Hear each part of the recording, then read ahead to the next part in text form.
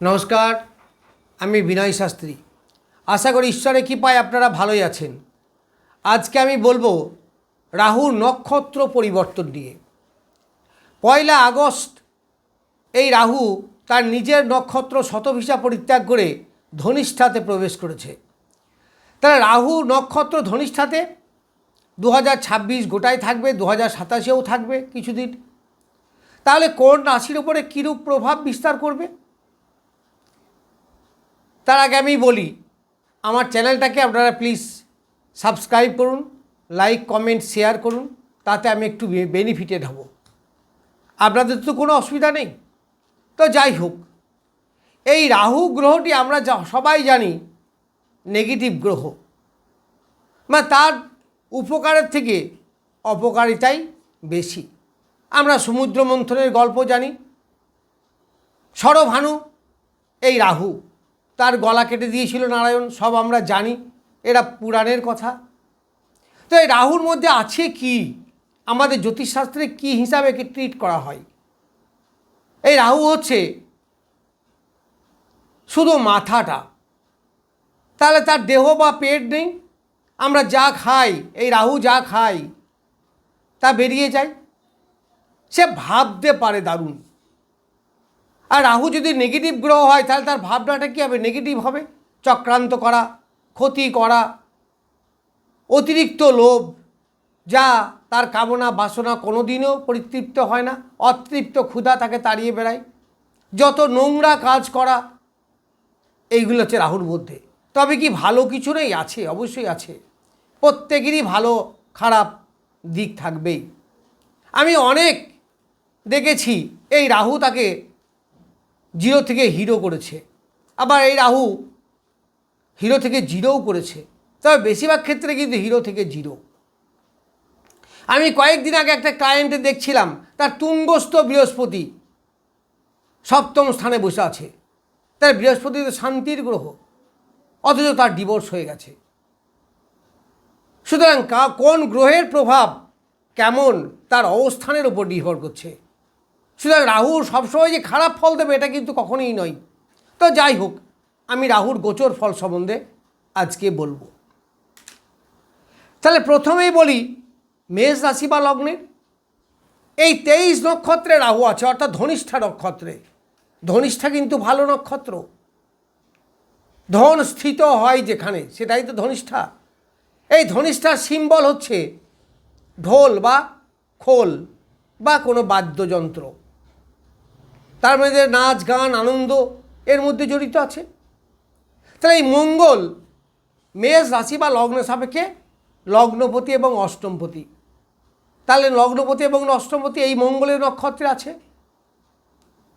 তাহলে মঙ্গলের নক্ষত্রে থেকে রাহু কেমন ফল দেবে? এই মেষ রাশির কথা প্রথমে বলি। মেষ রাশির একাদশে রাহু বসে আছে, নিশ্চিত ভালো ফল দেবে, কারণ লগ্নপতির নক্ষত্রে আছে। এই নক্ষত্র কি করে? নক্ষত্র যেটা করে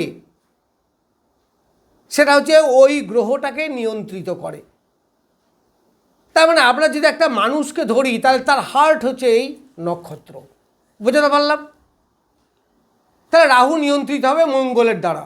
মঙ্গল শুভ গ্রহ এই মেষ রাশি বা লগ্ন সাপেক্ষে। তাহলে মেষ রাশি বা লগ্ন কি পাবে? একাদশে রাহু বসে আছে তার নক্ষত্রে। ফলে রাগ জেদ এইগুলো কিন্তু বাড়বে। কিন্তু যেটা রাহু দেবে সেটা হচ্ছে দারুণভাবে তার অর্থনৈতিক কাঠামোর পরিবর্তন, প্রচুর আয়। এই যে বলছিলাম না, রাহু কখন ভালো দেবে খারাপ দেবে, আপনাদের কি ভালো দেবে, বেশ ভালো ফল দেবে। আবার এই মঙ্গল অষ্টমপতি, তাহলে কি অষ্টমকে কি বলা হয়? নেগেটিভ ঘট। কিন্তু নেগেটিভ হলেও তার মধ্যে অনেক পজিটিভিটি আছে, যা হচ্ছে গুপ্ত সিক্রেট, উত্তরাধিকারী সূত্রে অর্থলাভ, হঠাৎ সাডেন বিরাট ইনকাম, হঠাৎ বিরাট লটারি পড়ে গেল, শেয়ার মার্কেটে প্রচুর লাভ। যারা লয়ার, যারা অ্যাস্ট্রোলজার, যারা সুদের ব্যবসা করে, যারা এজেন্সি, এই ধরনের লোকদের দারুণ উপকার হবে। যারা স্টুডেন্ট, পড়াশুনোর হায়ার এডুকেশন রিসার্চ, যারা পিএইচডি করছেন, তাদের পক্ষে দারুণভাবে হবে। আর বলবো না, কারণ প্রত্যেকটা রাশিকে আমার কভার করতে হবে, প্রত্যেকটা রাশি বা লগ্নের কীরূপ যাবে। এইবার মেষ রাশি বা লগ্নের এই মঙ্গল হচ্ছে সপ্তমপতি এবং দ্বিতীয়পতি। তাহলে বিবাহ অনুষ্ঠিত হবে, রাহু কিন্তু বিয়ে দেয়, রাহু কিন্তু চাকরি দেয়। তাহলে বিবাহ অনুষ্ঠিত অনেকের এই সময় হবে। আবার ব্যবসায় ব্যাপক উন্নতি, কারণ দশম স্থানে বসে আছে, তাহলে ব্যবসায় প্রচুর উন্নতি হবে। এই রাহু বিবাহ যেমন ঘটাবে, ব্যবসায় আর্থিক উন্নতি দেবে। আবার এই রাহু বৃষ রাশি বা লগ্নের সাপেক্ষে মঙ্গল দ্বাদশপতি, তাহলে দ্বাদশপতির নক্ষত্র আছে। যারা বিদেশে আছেন, যারা বিদেশে পড়াশুনো করতে গেছেন, অথবা যারা বিদেশে অর্থ উপার্জন করার জন্য গেছেন, কর্মের জন্য গেছেন, তাদের কিন্তু প্রভূত উপার্জন হবে। তাহলে রাহু এখানে কিন্তু পজিটিভ রেজাল্ট আপনাকে দেবে। তবে এই সময় কিছুটা ব্যয় বৃদ্ধি, শরীরের প্রতি যত্ন নেবেন। এরপর মিথুন রাশি বা লগ্নের মঙ্গল হচ্ছে ষষ্ঠপতি একাদশপতি, তাহলে মঙ্গল একাদশপতির নক্ষত্র আছে। আবার রাহু কিন্তু এখানে পয়সা দেবে, কারণ রাহু উপজয় স্থানে দারুণ ফল দেয়। তাহলে ষষ্ঠপতি মানে কর্ম, নতুন চাকরি পাওয়া, এটা কিন্তু এই সময় হবে। তবে পরিশ্রম বাড়বে, পরিশ্রমের মাধ্যমে উপার্জন করতে হবে। বেশ আয়াসে করবেন, আরাম করে করবেন তা কিন্তু নয়, পরিশ্রমের মাধ্যমে প্রচুর উপার্জন আপনার এই সময়ে হবে। তাহলে মিথুন রাশি বা লগ্ন সাপেক্ষে নবমে ভাগ্যস্থানে বসে আছে, তাহলে ভাগ্যের সাপোর্ট কি দেবে? ভাগ্যের সাপোর্ট কিছুটা পাবেন, কারণ একাদশপতির নক্ষত্র আছে। ভাগ্যের ফলে অর্থ উপার্জন। তবে পিতার শরীর স্বাস্থ্যের কিন্তু নজর রাখবেন। পিতার শরীরে ডিস্টার্ব করতে পারে, লিভার সংক্রান্ত পীড়ায় পিতা ভুগতে পারেন। এই সময় ধর্মের প্রতি আস্থা আপনার অনেকটা কমে যাবে। ভাগ্যের সাপোর্ট কিছুটা পাবেন, দারুণভাবে যে পাবেন তা কিন্তু নয়।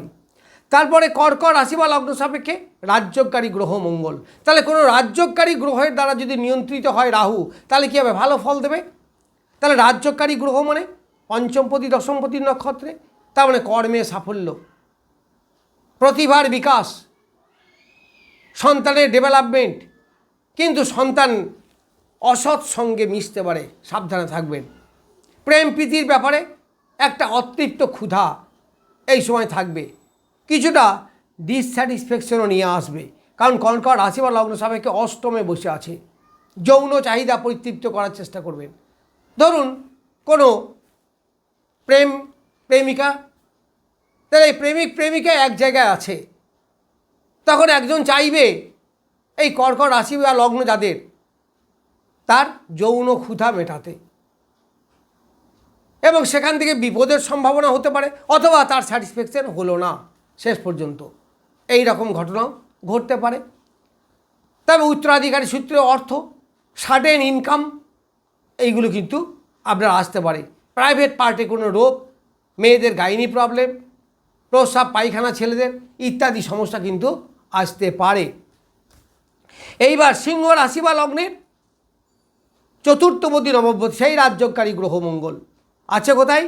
সপ্তমে পড়ছে রাহু। তাহলে সপ্তমে পড়লে দাম্পত্য সুখ হবে, ব্যবসার মাধ্যমে প্রভূত উপার্জন হবে। তবে ব্যবসায় কনস্পিরেসি থাকতে পারে, কেউ ষড়যন্ত্র করতে পারে, একটু সাবধানে থাকবেন। আর রাহু এই মঙ্গলের নক্ষত্র থেকে হট টক করা কিন্তু বাড়িয়ে দিতে পারে, ফলে কাস্টমার সঙ্গে হট টক কখনোই করবেন না। দাম্পত্য জীবনে যদি অশান্তি আসে সেটাকে এড়িয়ে যাওয়ার চেষ্টা করবেন, তাহলে কোনো সমস্যা আপনার এই সময়ে হবে না।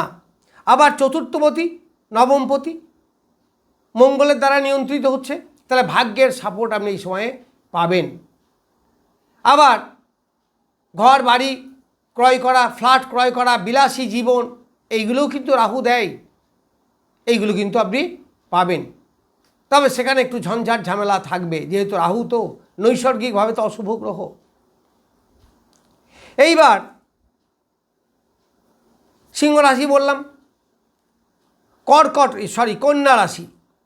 তা কন্যা রাশির তৃতীয় এবং অষ্টমপতি মঙ্গল, তার তৃতীয় এবং অষ্টমপতির মঙ্গল আবার রাহু বসছে ষষ্ঠে। তাহলে এখানে ষষ্ঠ অষ্টম যোগ হলো বিপরীত রাজযোগ। যে ফলটাই আপনি পাবেন সেটা কিন্তু একটু সমস্যার মধ্যে দিয়ে, স্ট্রাগেলের মধ্যে দিয়ে, সহজে পাবেন না। ঝামেলা ঝঞ্ঝাট, এই হলো না, হবে না, পাবেন না, এইরকম করতে করতে প্রতিবেশীদের মধ্যে অশান্তি বাড়তে পারে, ভাতৃদ্বন্দ্ব বাড়তে পারে, জমি জায়গা ইত্যাদিকে নিয়ে এই সমস্যা কিন্তু আপনার হতে পারে। এই রাহুর কাছ থেকে এইগুলো আপনারা পাবেন। যারা নিম্নস্তরীয় কর্মচারী, যারা অফিসার টফিসার চাকরি করেন, নিম্নস্তরীয় কর্মচারীর কাছ থেকে কোনো সমস্যা ক্রিয়েট হতে পারে, এই ব্যাপারে সাবধানে থাকবেন। এই কন্যা রাশির অষ্টমপতি সাডেন ইনকাম দিতে পারে, কারণ মঙ্গল অষ্টমপতি, সাডেন ইনকাম। কিন্তু আবার ওই প্রাইভেট পার্টের রোগ, মেয়েদের গাইনি প্রবলেম, এইগুলো কিন্তু আসতে পারে। হঠাৎ ইনকাম, এটাও কিন্তু হতে পারে। এইবার তুলা রাশির দ্বিতীয়পতি এবং সপ্তমপতি হচ্ছে মঙ্গল। তার দ্বিতীয়পতি এবং সপ্তমপতির দ্বারা নিয়ন্ত্রিত হচ্ছে এই রাহু। তাহলে অর্থ আসবে, এই অর্থ রাহুর সহায়তায় মঙ্গল আপনাকে এনে দেবে। আবার দ্বিতীয়পতির সঙ্গে সঙ্গে সপ্তমপতি, ব্যবসা বাণিজ্য বিবাহ এইগুলো অনুষ্ঠিত হবে।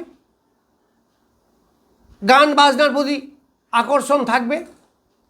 এই সময় দেখবেন যারা গান বাজনা করেন, সে যে কোনো রাশি বা লগ্নেরই হোক, তার দেখবেন ডেভেলপ হবে, গান বাজনার প্রতি আকর্ষণ বৃদ্ধি হবে। যারা বাজনা বাজান তাদের পক্ষেও এটা সহায়তা করবে। এরপর বৃশ্চিক রাশি বা লগ্ন, তার লগ্নপতি এবং ষষ্ঠপতি আবার ওই মেষের মতো, তার লগ্নপতি হিসাবে এই রাহু বসে আছে চতুর্থ স্থানে। তাহলে কিছুটা অতৃপ্ত আপনার কিন্তু নিয়ে আসবে, কারণ চতুর্থ থেকে মন, মানসিকতা, ইচ্ছা, এইগুলো তো ইচ্ছা পূরণে কিছু কিছু জায়গায় বাধা হতে পারে, তবুও কিন্তু বেশিরভাগ ইচ্ছাই আপনার পরিপূর্ণ হবে।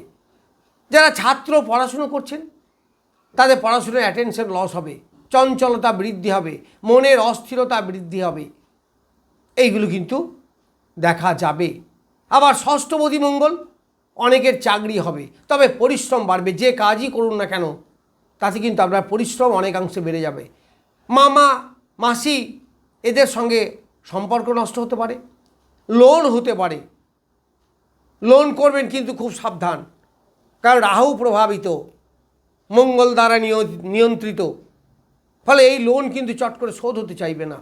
ঝগড়াঝাঁটি, কোর্ট কাছারি, অশান্তি, জমি জায়গা নিয়ে সমস্যা, এইগুলো কিন্তু হতে পারে, একদমই বাড়াবেন না, তাতে আপনার হিত করতে বিপরীত হতে পারে।